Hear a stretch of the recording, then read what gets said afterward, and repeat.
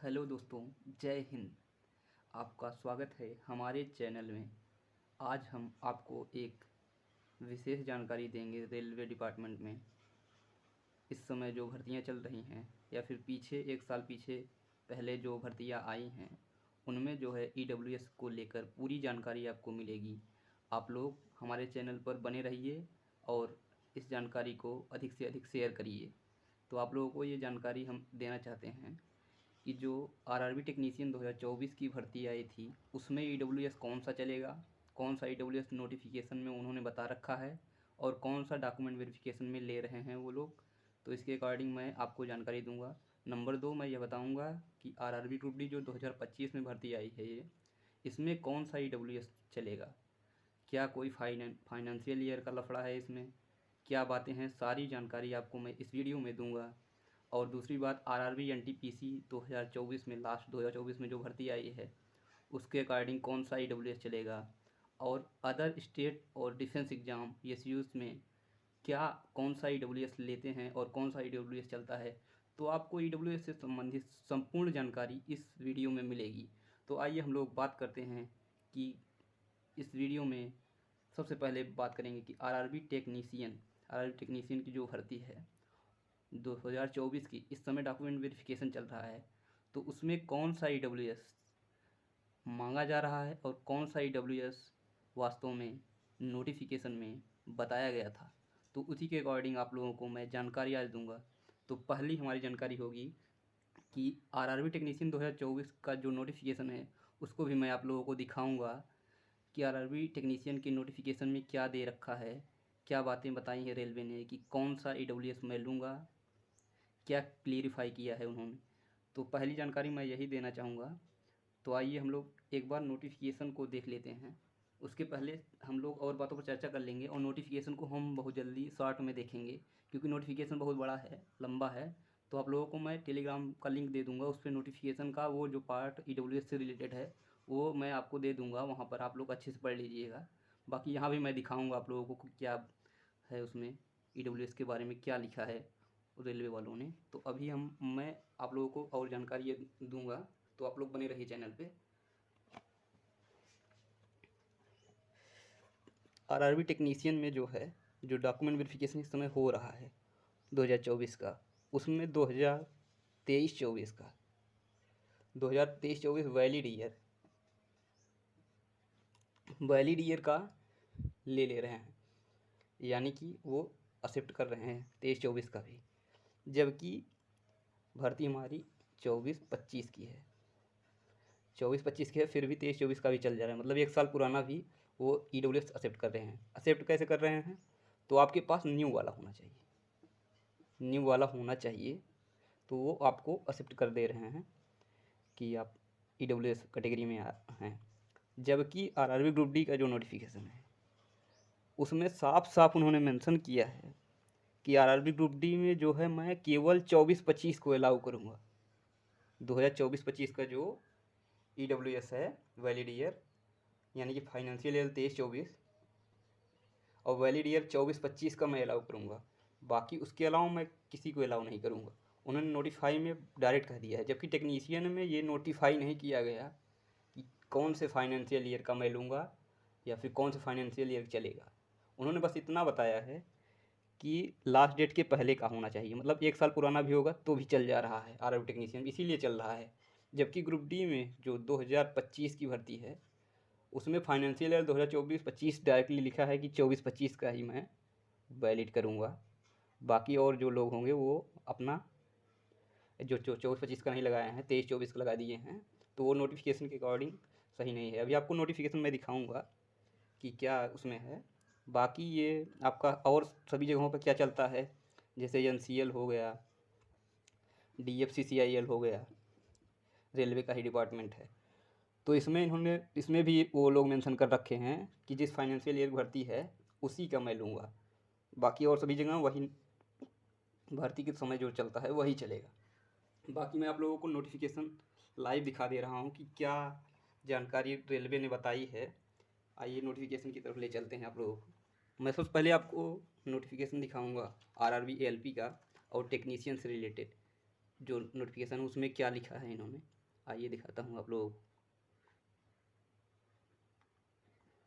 14 number page पे है, आप लोग भी नोटिफिकेशन में जाके देख सकते हैं। बाकी मैं टेलीग्राम का जो चैनल को प्रोवाइड कराऊंगा लिंक, उस पर आप लोग वहाँ भी जाके आराम से देख सकते हैं कि क्या है। ये देखिए, इसमें इन्होंने ये तो बता रखा है कि फॉर्म की लास्ट डेट, जहाँ क्लोजिंग डेट है वो फॉर्म की लास्ट डेट तक का होना चाहिए, लेकिन इन्होंने ये बता नहीं रखा है कि कौन से फाइनेंशियल ईयर का चाहिए। ये देखिए, आप लोग देख लीजिए, किस फाइनेंशियल ईयर का है वो नहीं बताया है, ना एलपी में बताया है ना टेक्नीशियन में। जब कभी आपको मैं लेवल 1 ग्रुप डी का भी दिखाऊंगा कि उसमें क्या इन्होंने बताया है। उसमें डायरेक्टली बता रखा है कि इसी फाइनेंशियल ईयर का लगेगा। इसीलिए जो है टेक्नीशियन में 1 साल पुराना भी वो लोग EWS जो लगा रखे हैं वो ले रहे हैं। बाकी आपसे नया भी बनवाया है वो जो, उसको ले रहे हैं, आपको एक्सेप्ट कर ले रहे हैं EWS में। जबकि RRB ग्रुप डी में ऐसा कुछ नहीं होगा। आप लोगों को दिखा रहा हूँ, ये लेवल 1 का है नोटिफिकेशन। इधर ये देखिए 8/2024 में आई है, नंबर है ये देखिए। अब 14 नंबर पेज पे आपको ले चलते हैं RRB ग्रुप डी के नोटिफिकेशन में। ये 13 नंबर है, ये 14 नंबर पेज है। यहाँ देखिए आपको मिलेगा सब। ये यहाँ आप लोग देखिए क्लियर मेंशन कर दिए हैं, क्लियर मेंशन कर दिए हैं, यानी कि उन्होंने घाला मेला नहीं किया है, डायरेक्टली बता दिया कि मैं 23-24 का ही लूँगा, फाइनेंशियल ईयर 23-24, यानी कि वैलिड ईयर 24-25 का हमें चाहिए। ये क्लोजिंग डेट के लास्ट डेट का होना चाहिए। और ये इसमें इन्होंने क्लियर मेंशन कर रखा है। RRB ग्रुप डी वालों के लिए जो EWS लगाए हैं उनके लिए बहुत बेहतरीन जानकारी है। अगर पुराना हो तो देख लीजिए भाई आप लोग, उन्होंने डायरेक्ट बता दिया है। ये नोटिफिकेशन 8/2024 है, 8/2024 है। तो आप लोग ये देखिए 2023-24 का ही चलेगा। बाकी RRB ग्रुप डी में कोई भी मान लो 22-23 का लगा दिया है आपने, वो नहीं चलेगा, 23-24 का ही इनको चाहिए। आप लोग देख लीजिए, ये नोटिफिकेशन है, पेज नंबर 14 पे है पूरा डिटेल। बाकी सेंट्रल फॉर्मेट में उन्हें चाहिए, सेंट्रल फॉर्मेट हो या फिर रेलवे फॉर्मेट हो, ठीक, तो आपका ये चलेगा। ये देख लीजिए आप, सारा डिटेल यहाँ पर दे रखा है।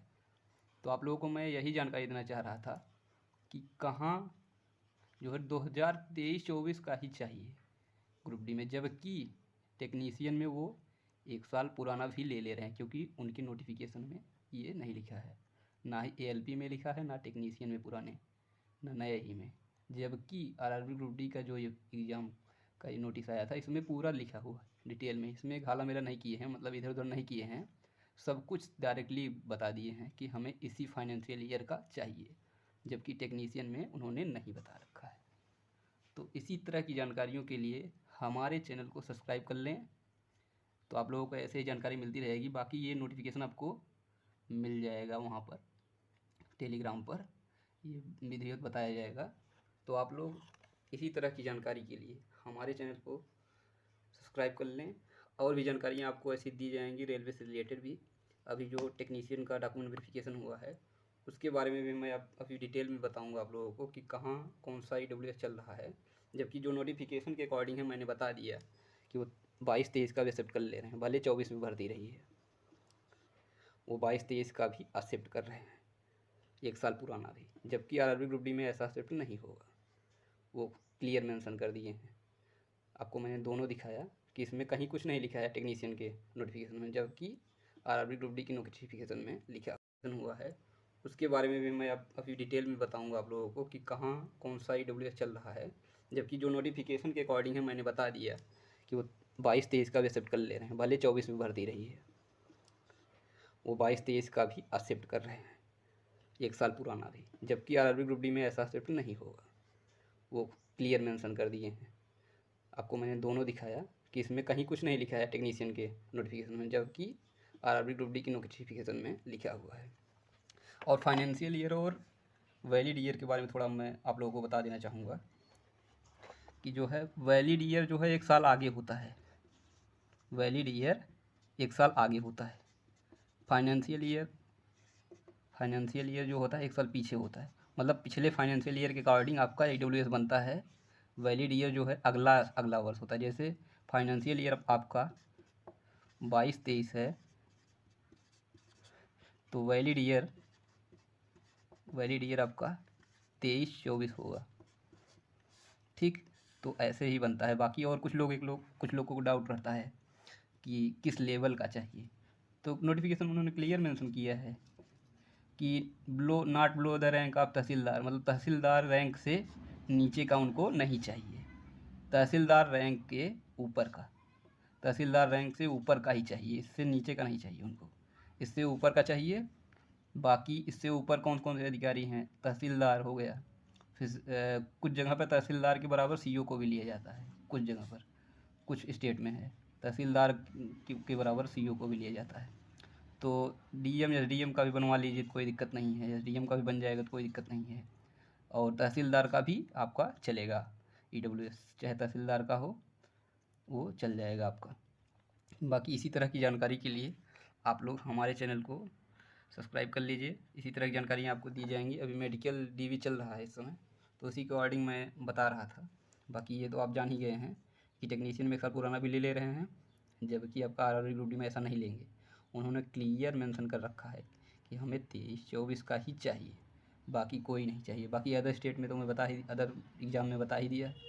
बाकी एनटीपीसी में भी यही हाल है, ये वाला टेक्नीशियन वाला, कि जो उनसा 1 साल पुराना भी रहेगा, उस समय के नोटिफिकेशन के अकॉर्डिंग जो भी होगा वो आप लोग को एक्सेप्ट करेंगे वो।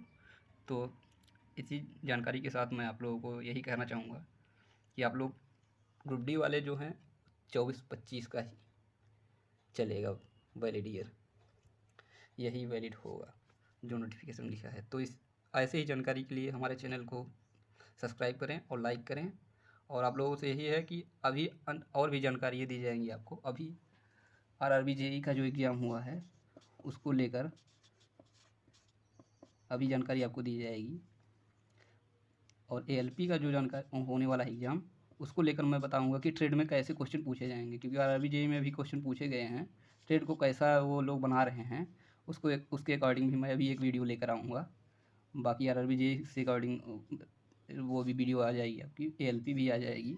बाकी अभी ग्रुप डी के बारे में क्या है आगे वो भी जानकारियाँ मिलती रहेंगी। तो इस चैनल पर बने रहिए। जय हिंद।